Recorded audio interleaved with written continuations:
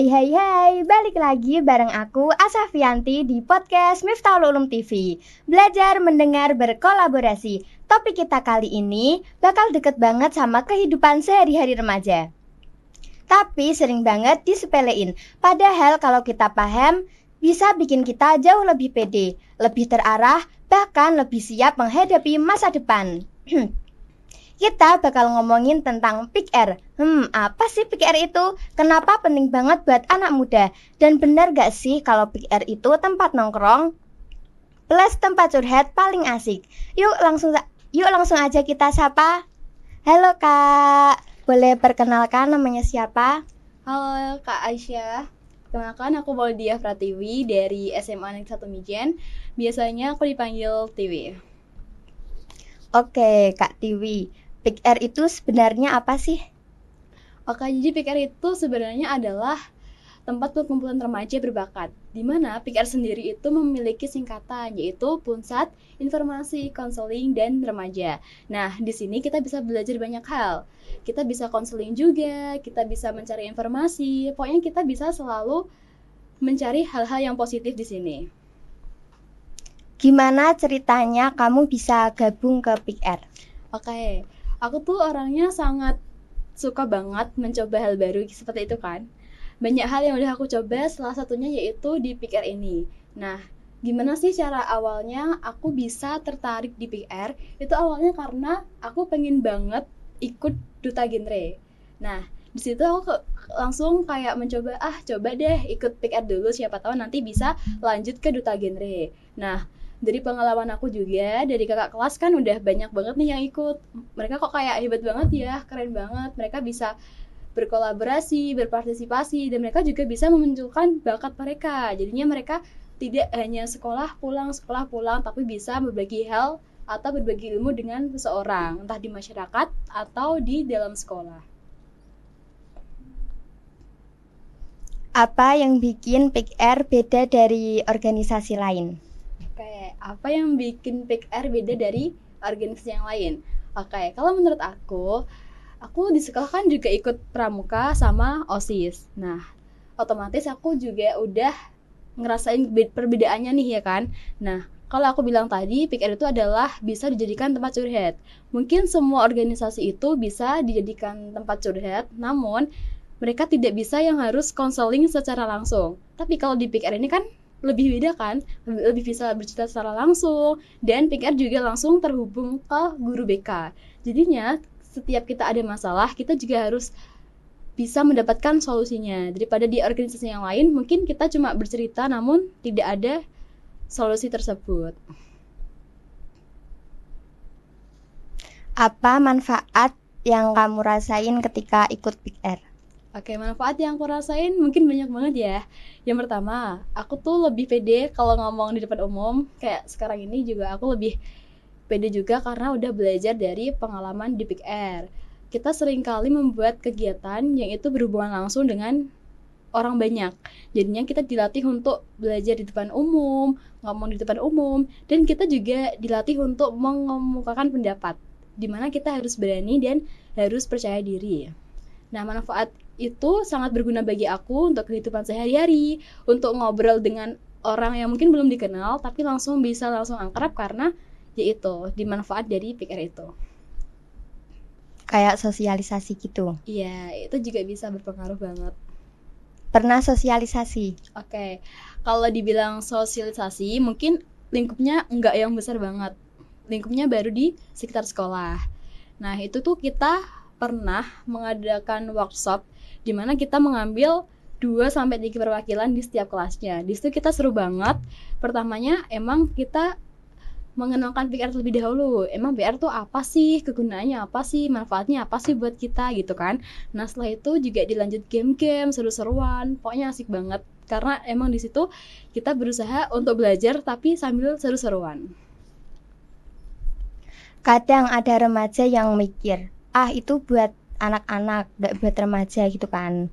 Menurut kamu, semua anak muda bisa gabung gak sih di Pick R?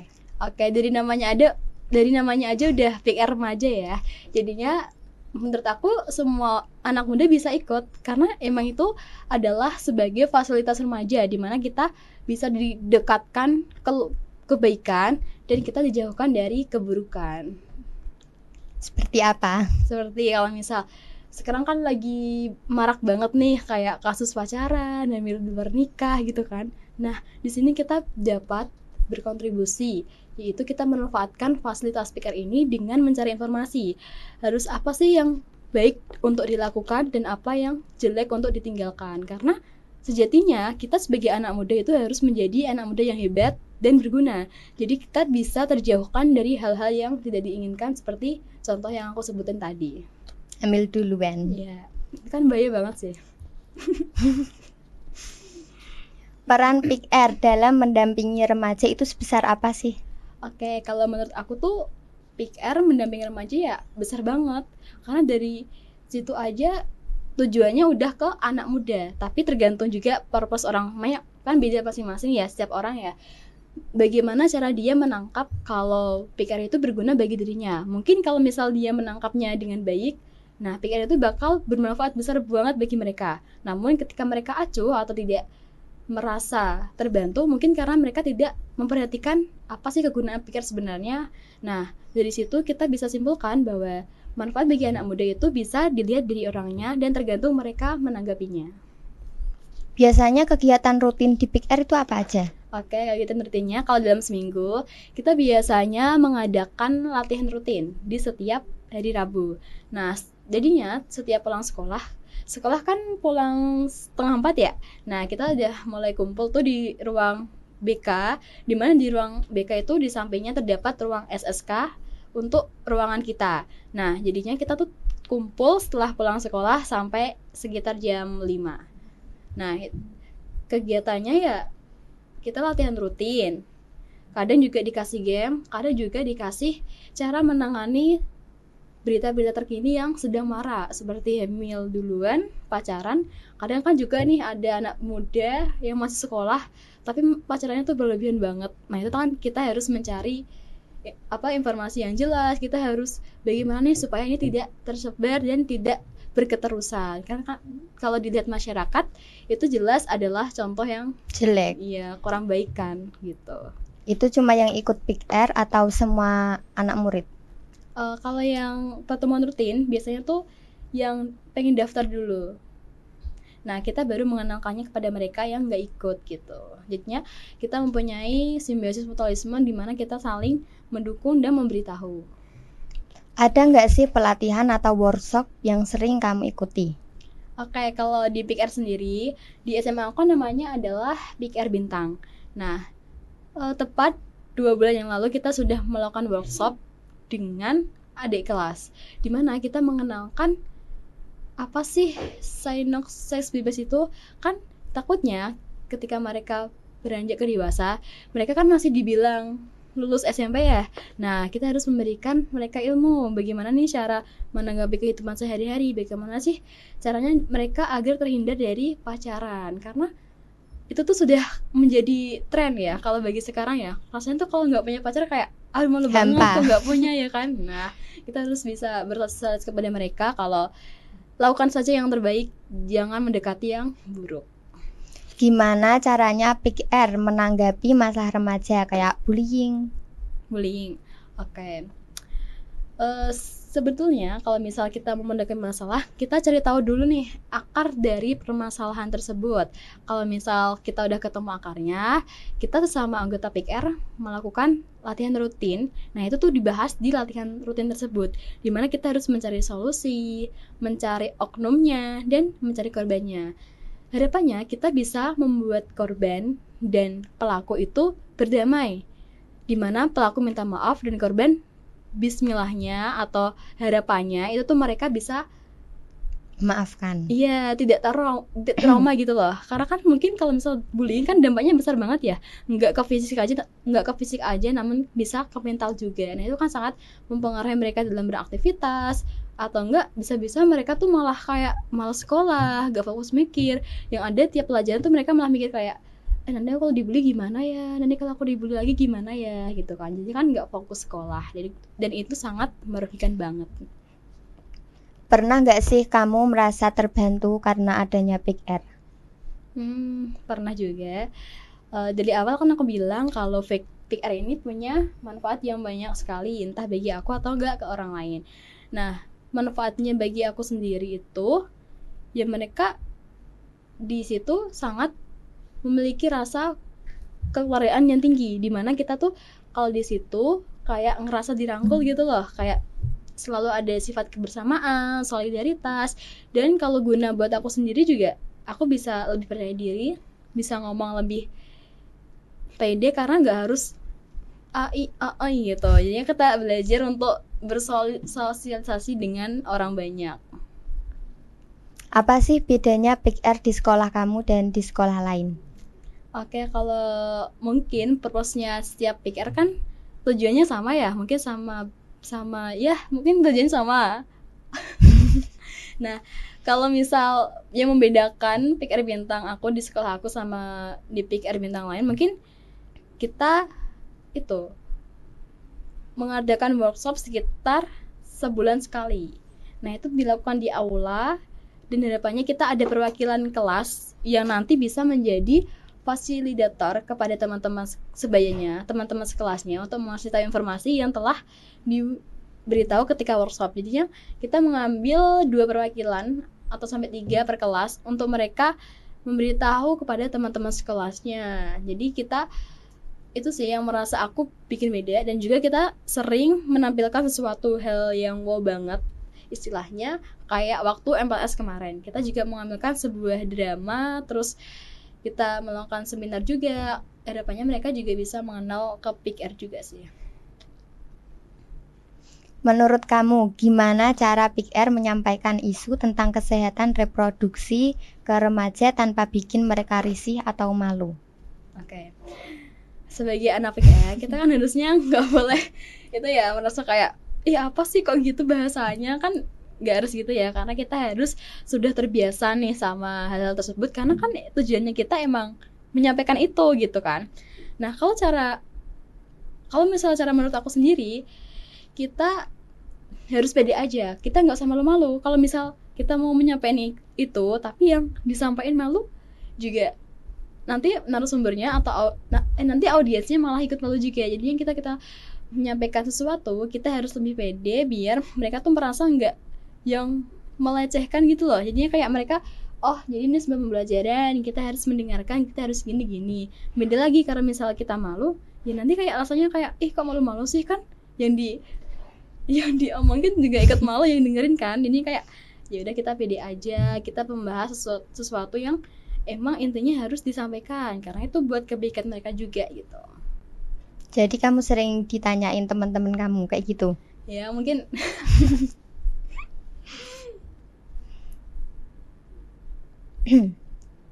Kalau kamu bisa mengubah atau menambah satu hal di Pick R, kamu pengen nambahin apa? Oke, kalau di Pick R, di aku kan belum yang dapat langsung bersosialisasi dengan masyarakat luar kan, mungkin masih sekitar di sekolah.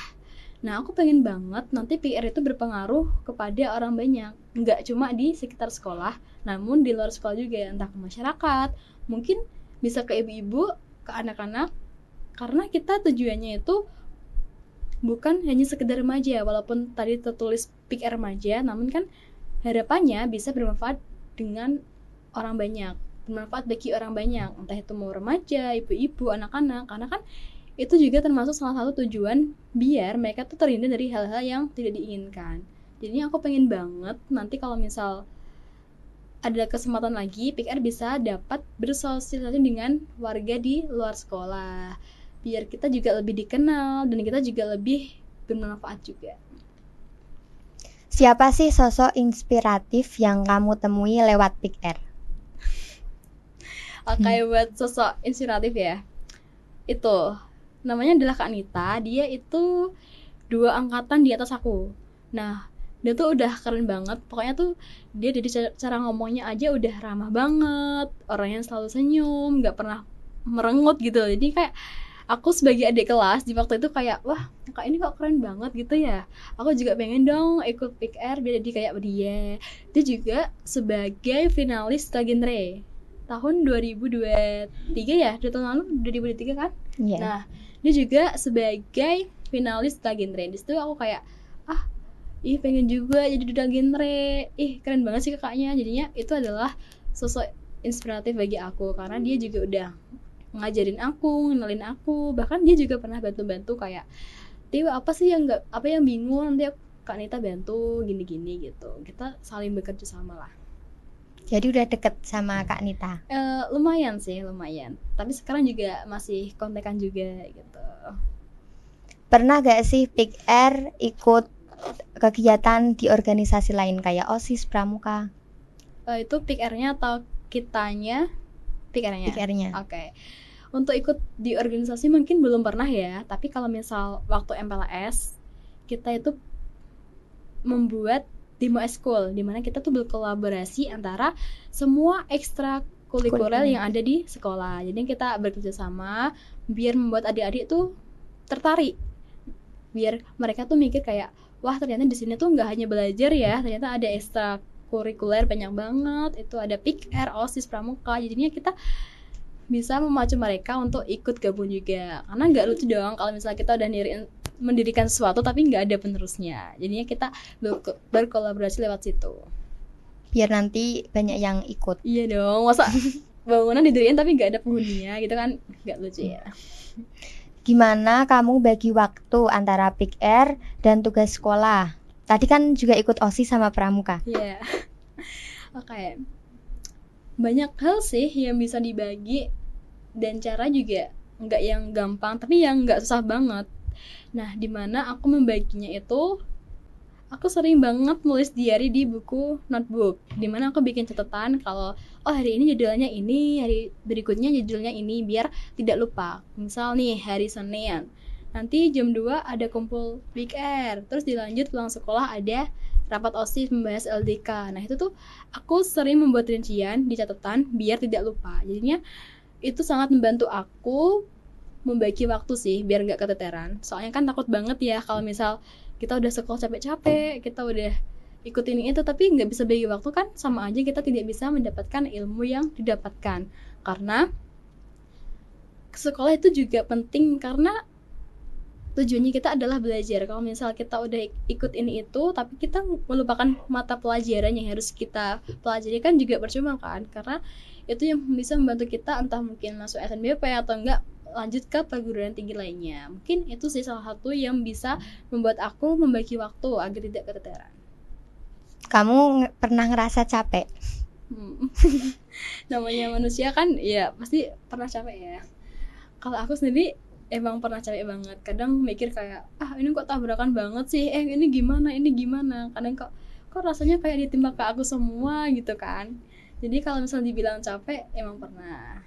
Tapi dengan capek itu aku nggak merasa sedih atau merasa meninggalkan tanggung jawab tersebut, karena aku merasa kalau itu emang tugas aku, ya udah aku jalanin aja, nggak harus yang aku tinggalin banget karena capek, enggak. Tapi aku lebih mengatasi capeknya daripada harus meninggalkan tugasnya gitu. Udah tanggung jawab. Iya, insya Allah sudah ya. Gimana cara kamu tetap semangat dan konsisten aktif di Pick R? Oke, buat semangat ya itu mungkin ada inspiratif tadi juga yang buat aku kayak aku harus ikut Pick R terus, aku harus latihan terus biar nanti bisa jadi duta genre kayak si Kak Nita tadi. Terus semangat yang kedua, mungkin aku bisa memperhatikan adik-adik nih. Dari awal kan bilang kalau MPLS itu menarik mereka untuk gabung, untuk meneruskan selanjutnya dari generasi kita kan.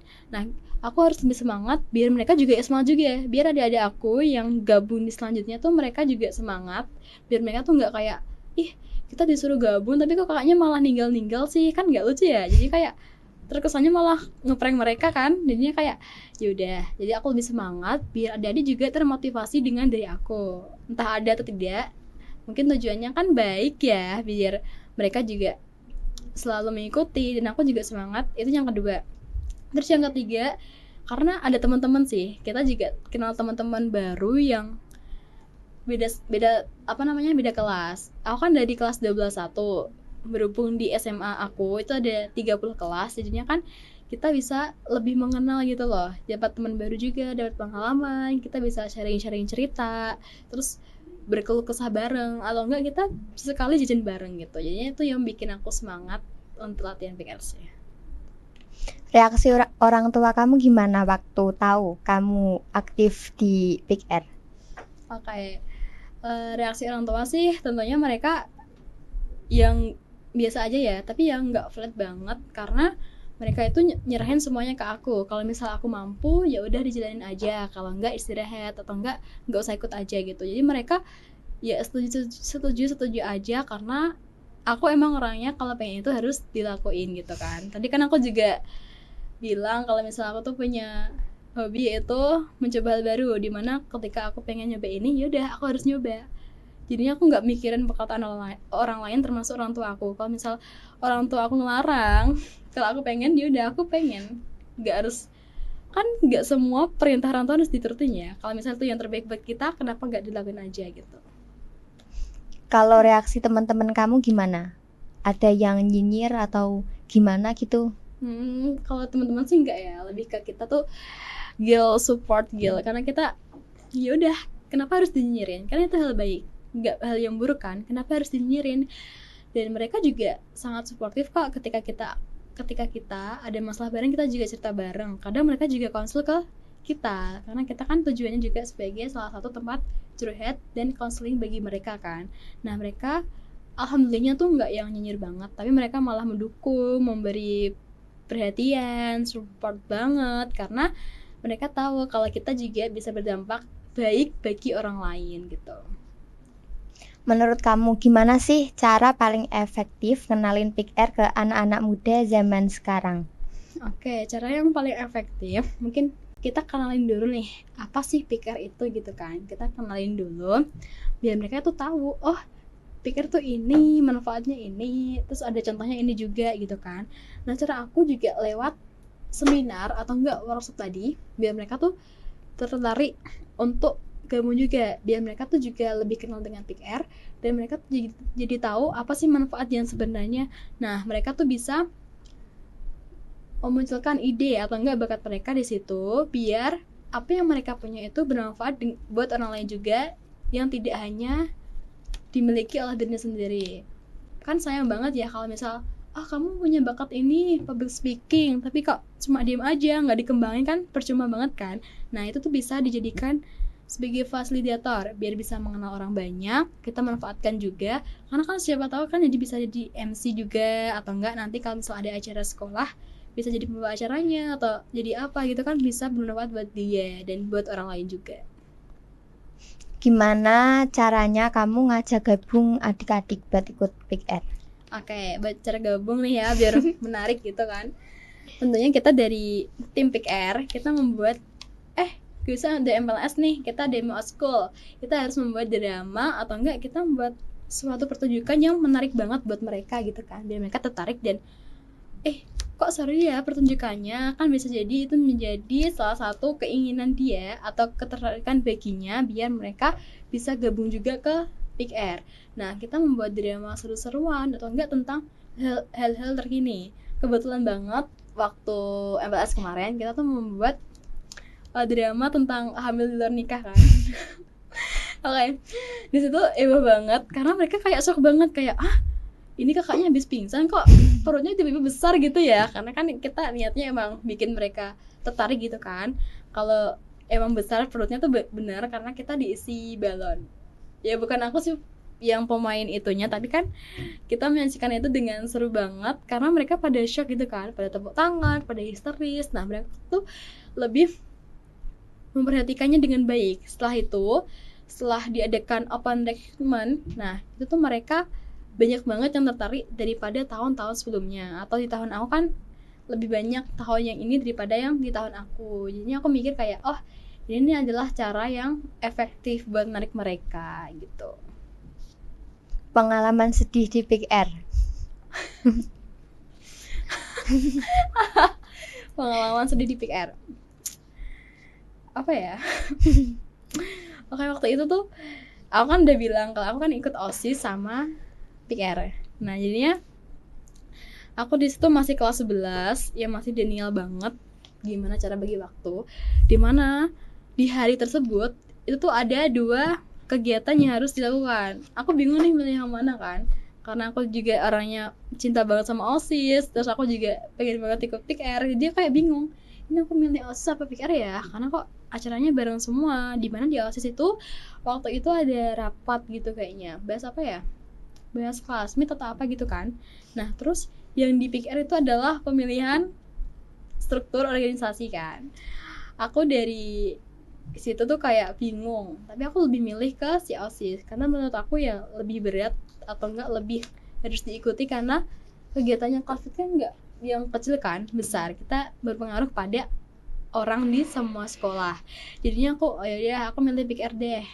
Terus kok PIKR sih, OSIS kan, OSIS ya, aku milih OSIS gitu kan. Yaudah kita rapat nih OSIS, mungkin setengah jam lah ya, itu kan lumayan lama. Terus kita terus aku ya udah ikutin dulu, nanti kalau misal ada waktu lagi atau enggak mungkin belum jam 5. Tadi kan aku bilang selesainya jam 5 kan. Nah, kalau misal belum jam 5 ya udah deh aku nyusul ke si Big R. Nah, di situ kan Big R lagi membahas struktur organisasi.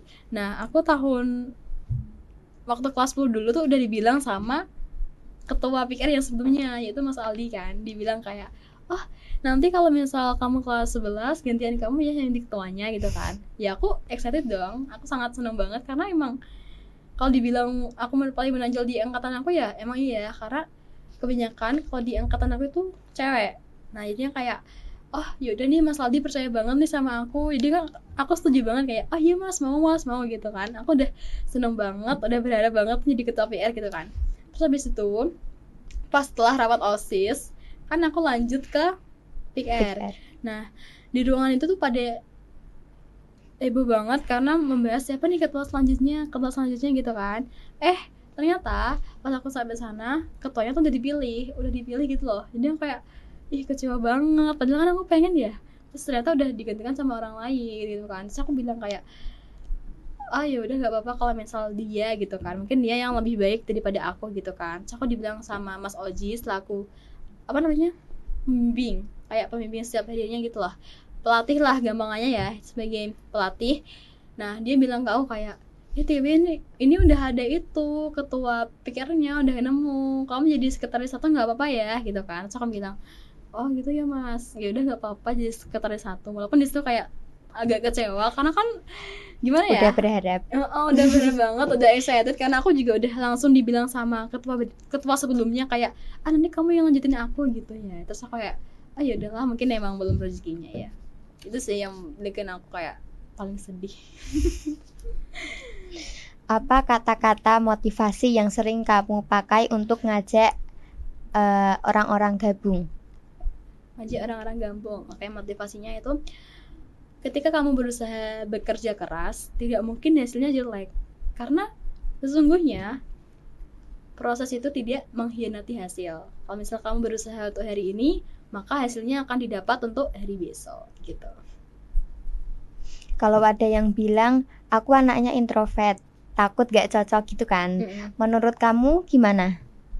Introvert ya, menurut aku juga ya kita lebih dekat sih, kita sebagai kakak kelasnya kita harus bisa yakinin mereka, di sini tuh nggak harus yang ekstrovert semua, siapa tahu kan kamu nanti di bidangnya tuh mungkin di desain kan nggak banyak ngomong ya, kamu bisa berkontribusi lewat keterampilan kamu di sini itu, walaupun kamu introvert tapi kan kamu sudah berkontribusi nih, misal kayak buat poster di hari besar, karena kita di PIKR SMA Negeri 1 Mijen kita juga mempunyai Instagram. Nah itu juga kamu bisa memanfaatkan hal itu ke PIKR. Jadinya kamu nggak harus ekstrovert dulu untuk jadi PIKR. Atau enggak nanti nih kamu lagi introvert kan, lagi introvert banget. Nih kalau misalnya kamu masuk PIKR ya udah kamu jadi ekstrovert, karena bakal banyak banget teman kamu yang ngajak ngomong, ngajak belajar ngomong juga, atau enggak ngajak bersosialisasi dengan orang banyak. Karena itu juga bisa bermanfaat buat kamu yang awalnya dari introvert menjadi ekstrovert gitu. Dulu kamu introvert? Aku ya.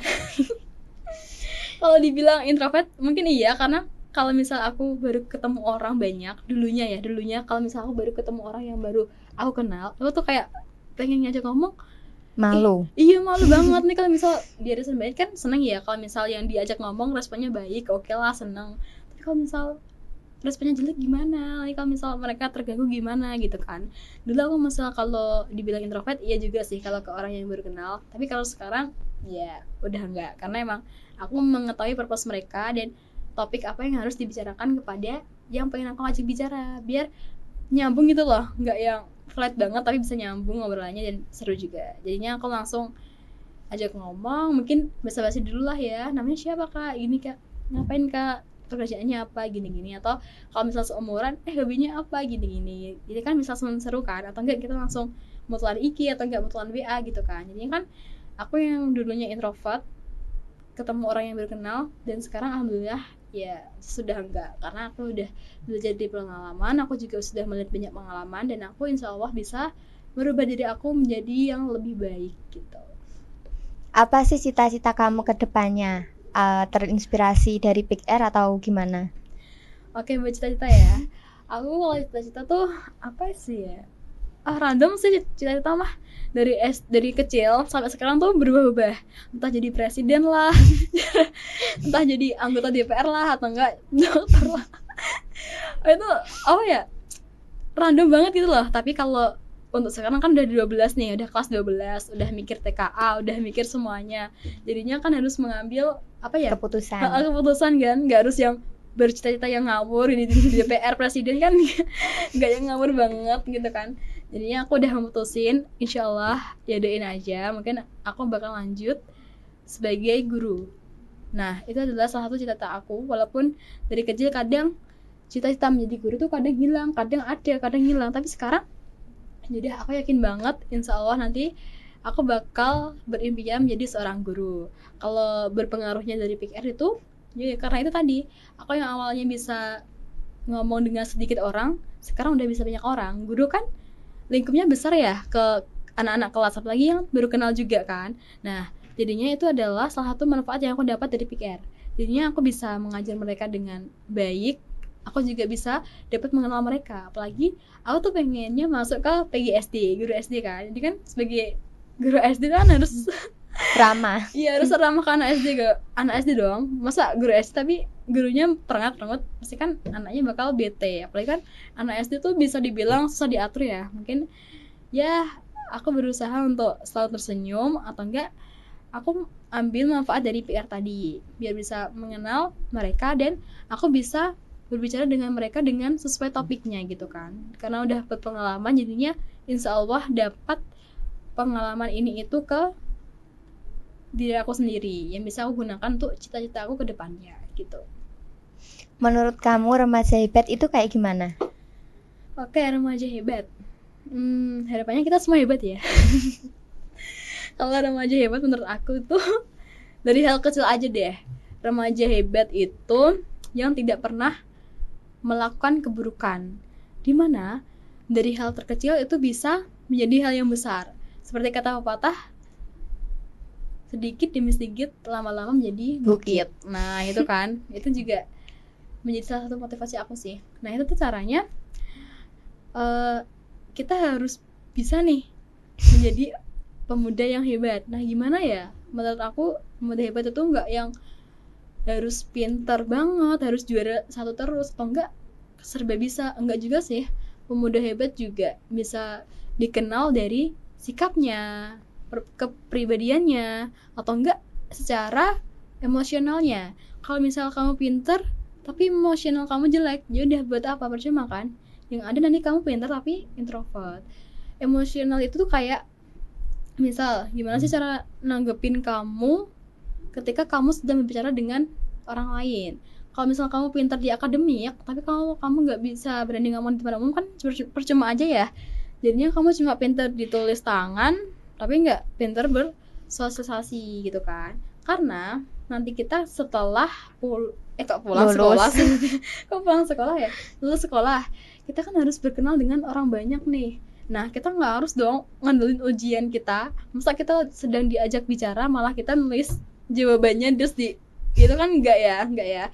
Makanya kita harus belajar juga. Pemuda hebat juga harus bisa dikenal dari emosionalnya, gimana cara dia menanggapi lawan bicara, atau enggak cara dia menanggapi masalah yang ada. Kalau misal kamu langsung emosi, ya kamu kurang hebat nih. Karena seorang yang hebat itu mereka bisa mengendalikan emosi mereka, di mana mereka bisa bersabar dan tenang biar mereka tuh mendapatkan solusi dari masalah mereka.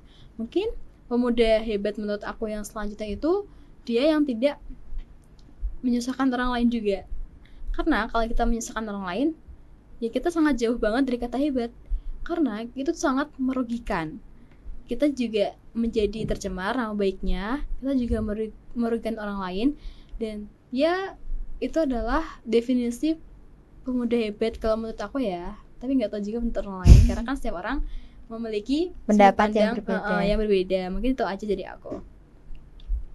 Pesan kamu buat remaja Indonesia. Buat remaja Indonesia, jadi pemuda hebat. Iya, karena apa ya? Bayangin aja nih, satu Indonesia kan punya remaja kan banyak nih, tapi nggak hebat karena dia nggak cerdas secara emosional.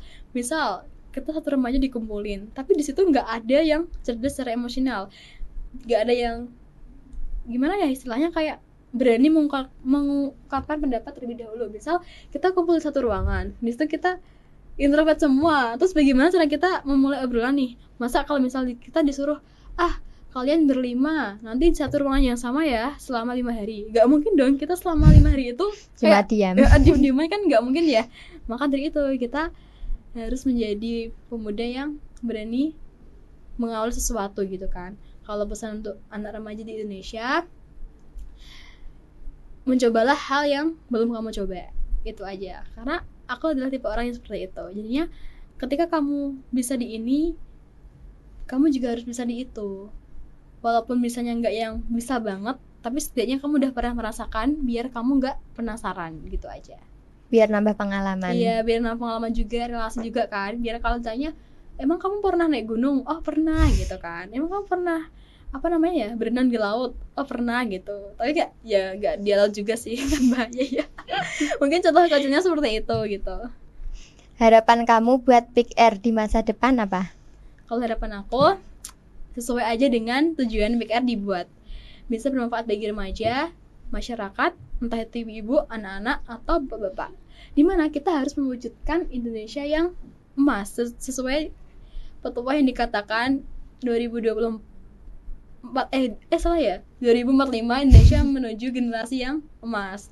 Nah, apa tadi? Ini dikat bisa gak sih? Iya. Oke, ulangi. 2000. Aku nggak tahu banget. Ulang. Harapan kamu buat Pick Air di masa depan. Oke, harapan aku buat Pick Air di masa depan sesuai dengan judulnya. Aku harapannya Pick Air juga bermanfaat bagi remaja, masyarakat, entah itu anak-anak atau ibu-ibu atau bapak. Di mana?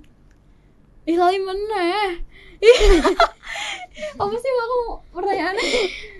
Harapan kamu Pick Air di masa depan. Oh iya. Astagfirullahaladzim. Berarti nih. Oke. Apa harapan kamu buat Pick Air di masa depan? Oke, sesuai dengan judulnya, harapan aku Pick Air buat masa depan itu sangat berguna dengan orang banyak, entah itu pemuda, remaja, atau enggak ibu-ibu. Karena kita sesuai dengan langkah awal, dengan tujuan awal, kalau kita bisa merubah Pick Air itu menjadi fasilitas yang sangat baik. Kita bisa memanfaatkan itu agar itu sangat berguna sekali untuk masyarakat.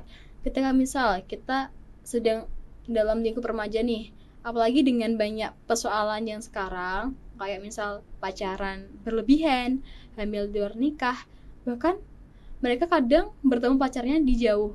Maksudnya kayak dia rela banget ninggalin jemput gitu kan, rela banget ninggalin kewajibannya. Misalkan jemput kan nggak harus yang 1 hari 2 hari kan, bisa 3 hari 5 hari gitu kan. Kalau LDR. Apalagi kalau virtual. Kemarin baru banget juga di Demak, katanya ada anak kesasar, dia lagi nyamperin pacarnya. Ada beneran, katanya tuh kesasar sampai Demak, tapi nggak tahu sekarang udah dibantuin apa enggak. Tapi kurang lebih itu adalah salah satu contohnya, karena cinta gak dibawa mati deh gitu kan.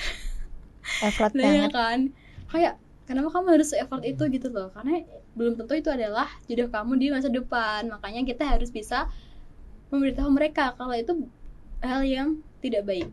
Bukan yang tidak baik sih, tapi yang yang kurang baik lah ya. Kalau misalnya kita rasain juga kitanya bakal capek, harus berkendara dengan sejauh itu. Kita juga ngerugiin orang tua. Mesti kan orang tua khawatir, ini kemana kok 3 hari 2 hari kok nggak pulang. Terus ya kita juga mencemarkan nama baik kita. Kadang kan kalau misalnya netizen nih ngeliat kayak gitu kan kayak, ih ini orang malas gak sih, masa orang sejauh itu kok mau disamperin sih, kenapa nggak di rumah aja, kenapa kok langsung gampang percaya gitu kan. Nah harapannya PR tuh bisa ngasih tahu mereka, jadi kejadian yang aku sebutin tadi itu tuh sudah tidak ada lagi, atau enggak tidak ada berkelanjutan lah ya. Kalau misal kayak hamil di luar nikah, ya udah stop aja sampai sini, semoga seterusnya tuh tidak ada, dan kita bisa ngasih tahu mereka bahwa itu adalah hal yang harus banget dihindarkan karena itu merugikan kita dan masa depan kita. Jadi itu adalah harapan di masa depan biar pikiran itu sangat berguna buat mereka gitu. Kalau harapan kamu buat anak-anak muda Indonesia secara umum apa? Secara umum mereka terjauhkan dari hal-hal yang tidak diinginkan. Nah, seperti yang aku sebutkan tadi, itu adalah harapan aku banget biar itu tidak terjadi lagi. Apalagi kalau sekarang kan kalau pacaran kan banyak banget ya, sudah parah banget. Kayak, kenapa sih harus pacaran? Kenapa kamu nggak fokus sekolah dulu aja, wujudin cita-citanya, membalas sisa orang tua gitu loh. Jadi kayak kamu hidup sebagai remaja tuh nggak harus yang pacaran. Kamu bisa kok mencari relasi, mengisi waktu kamu remaja dengan ikut organisasi juga, terus cari pengalaman baru biar itu bermanfaat. Nggak hanya isinya tuh kayak pacaran loh gitu, enggak. Tapi kalau misal dalam konteks lain mereka punya pasangan, atau enggak pasangan deh, kalau misalkan dari awal HTS. iya, kita kan PDKT dulu ya, hubungan tanpa status gitu kan.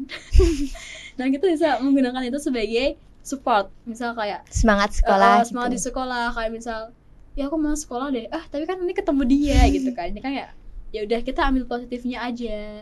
Jadinya kita yang nggak menghindari banget, tapi kita bisa gunakan itu sebagai hal yang baik, sebagai suportif, atau enggak kita mengajak dia untuk study diet. Itu kan lucu tapi berguna juga kan buat kita. Kalau misal si doi punya kelebihan di biologi, aku di MTK, kan kita bisa sharing-sharing banget ya, kayak gitu sih contohnya. Oke, terima kasih ya Kak Tiwi, udah ngobrol banyak banget tentang Pick Air. Iya sama-sama, ini kayak seru banget tadi ya ketawa-tawa.